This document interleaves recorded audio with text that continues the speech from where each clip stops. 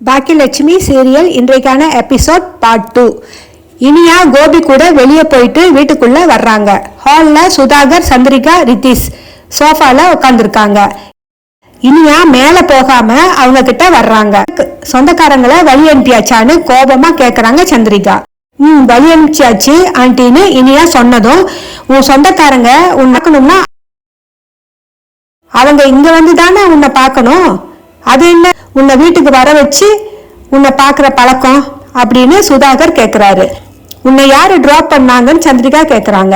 Daddy தான் ஆண்டின்னு சொன்னதும், வந்தவர் உள்ள வந்து உன்னை விட்டுட்டு தானே போகணும்னு கேட்குறாங்க. டேடிக்கு வேலை இருந்துச்சு அதான்னு சொல்றாங்க இனியா. எனக்கு விஷயம் புரியவே இல்லை. உனக்கு கல்யாணம் ஆயிடுச்சுங்கிற விஷயம் உனக்கும் உன் வீட்டில் இருக்கிறவங்களுக்கும் அவங்க இருக்கா? ஏன் அப்படி கேக்குறீங்கன்னு இனியா கேட்டதும் சுதாகர், ஏன்னா பாதி நேரம் நீ அங்கதான் இருக்கன்னு சொல்றாரு. பாதி நேரமா? முக்கால்வாசி நேரம் தினமும் அவ அங்கதான் இருக்கான்னு சந்திரிகா சொல்றாங்க. மீதி நேரம் அவங்க அம்மாவோட இட்லி கடையில போய் உட்கார்ந்துக்கிறா, தூங்குறதுக்கு மட்டும்தான் இங்க வர்றான்னு சொல்றாங்க சந்திரிகா. நான் தேவையில்லாம எங்கேயும் போகல ஆண்டின்னு சொன்னதும், எதை கேட்டாலும் எதிர்த்து பேசுன்னு சந்திரிகா சொல்றாங்க. நான் எதிர்த்தெல்லாம் பேசல ஆண்டி, நீங்க கேட்கறதுக்கு தான் பதில் சொல்றேன்னு சொல்றாங்க இனியா. நாங்களும் தான் கல்யாணம் ஆகி வந்தோம், இப்படி பிறந்த வீடு கதின்னு நாங்க ஒன்னும் இருக்கலன்னு சொல்றாங்க சந்திரிகா. சரிங்க ஆண்டி, இனிமே நான் வீட்டுக்கு போகிறத குறைச்சிக்கிறேன்னு சொல்றாங்க இனியா. ஒவ்வொரு விஷயமும் சொல்லி கொடுக்க வேண்டி இருக்கு. புகுந்த வீட்டை பத்தி கொஞ்சம் கூட உனக்கு கவலையே இல்லை. உனக்கு உன்னோட வீடுதான் பிடிச்சிருக்குன்னா, வீடுதான் முக்கியம்னா அங்கேயே இருக்க வேண்டியது தானே. நித்திஷுக்கு பொண்ணு கொடுக்க எங்க ஸ்டேட்டஸ்ல இருக்கிறவங்க நீ நானும் போட்டி போட்டுக்கிட்டு வந்தாங்க. அவங்கள யாரையாவது இவனுக்கு கல்யாணம் பண்ணி வச்சிருப்போம் இல்லையான்னு சொன்னதும் இனியா வெகுண்டு போய், நான் ஒன்னும் உங்க பையனை கல்யாணம் பண்ணிக்கிறேன்னு சொல்லலையே, உங்க பையன் தான் என்ன பிடிச்சிருக்குன்னு சொல்லி கல்யாணம் பண்ணிக்க ஆசைப்பட்டாருன்னு சொன்னதும், நீ என்ன பேசுற இனியான்னு சுதாகர் கேக்குறாரு.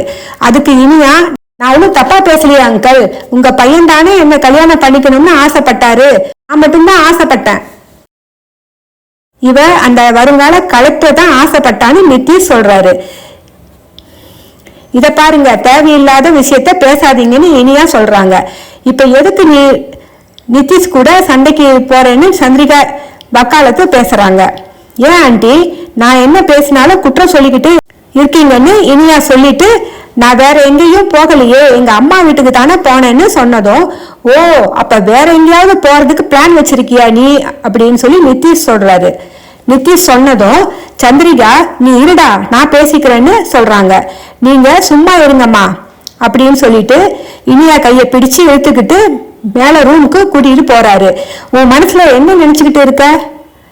நீ என்ன பெரிய இவளா, யார்கிட்ட பேசுறேன்னு தெரிஞ்சுதான் பேசுறியா?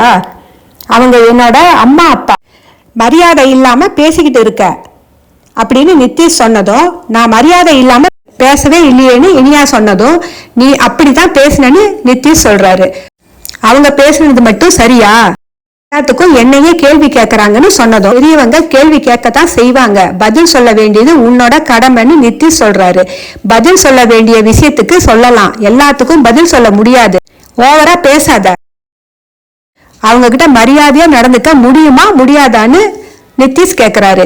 என்னோட அம்மாவோட பிசினஸே இல்லாம பண்ணியிருக்காங்க, அம்மா தடுமாறி எழுந்திருக்கும் போது அதையும் கெடுத்து விட பாக்குறாங்க. இதெல்லாம் தெரிஞ்சும் என்னால சும்மா இருக்க முடியாது. என்னால முடிஞ்ச மரியாதைய எல்லாருக்கும் கொடுக்கத்தான் செய்யறேன்னு இனியா சொன்னதும், என்னடி நீ பெரிய இவளான்னு கேக்குறேன். உன்னோட விளக்கம் நியாயம் எனக்கு தேவையில்லை. என் அப்பா அம்மாவுக்கு கொடுக்க வேண்டிய மரியாதைய கொடுக்கணும், அது உன்னால முடியுமா முடியாதான்னு நித்திஷ் சொன்னதும், கண்டிப்பா முடியும், என்கிட்ட சொன்ன மாதிரி அவங்க கிட்டையும் அப்படி இருக்க சொல்லுங்கன்னு சொல்றாங்க. அவங்க என்கிட்ட நல்ல விதமா நடந்துகிட்ட பிறகும் நான் நல்ல விதமா நடந்துக்கலன்னா என்ன கேள்வி கேளுங்க இனியா சொல்றாங்க.